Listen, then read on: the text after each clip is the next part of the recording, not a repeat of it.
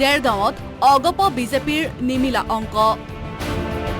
ৰাজ্যৰ চৌদিশে নিৰ্বাচনী গৰম বতাহ বলি থকাৰ সময়তেই দেৰগাঁৱক লৈ আকুৰ গুজ অগপ। আনফালে দেৰগাঁৱক লৈ আকুৰ গুজ স্থিতিত বিজেপি।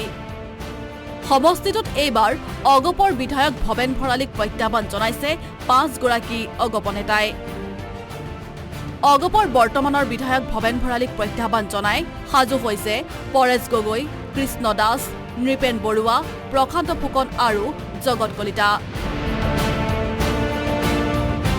এক প্ৰকাৰে অগপ নেতাৰ মাজতো সমষ্টিটোত বিসম্বাদ আৰম্ভ হৈছে। এইসকল অগপ প্ৰাৰ্থিত্বৰ প্ৰত্যাশীৰ সমানে সমানে খোজ দিছে অতুল বৰাৰ ঘনিষ্ঠ তথা অধিবক্তা জগত কলিতাই। সকলোৱে দলত কাম কৰি আছে, চবৰে এটা মন আছে যে ৰাইজৰ লগত থাকি ৰাইজৰ কাম কৰাৰ। গতিকে দলে চাব, ভৱেন ভৰালী ডাঙৰীয়াও আমাৰ শ্ৰদ্ধাৰ ব্যক্তি, তেখেতে যথেষ্ট দিন ইয়াত বিধায়ক হৈ আছে, তেখেতকো ৰাইজে যথেষ্ট মৰম কৰিছে, তেখেতো কাম কাজ কৰিছে সমষ্টিটোত। আমি আশা কৰিছোঁ যদি দলে ভাল ভাবে বা কোনো টেকনিকেল অসুবিধা নাহে, আমি আশাবাদী দিব লাগিব বুলি তেনেকুৱা কথা নাই। আমাৰ আশাবাদী আমি বিচাৰিছোঁ, আমাক যদি উপযুক্ত বুলি ভাবে তেতিয়া দিব। নাই নিমলা অংক নাই, যি আমি এইটো কেন্দ্ৰীয় নেতৃত্বই চাব, নিমলা কথা নাই।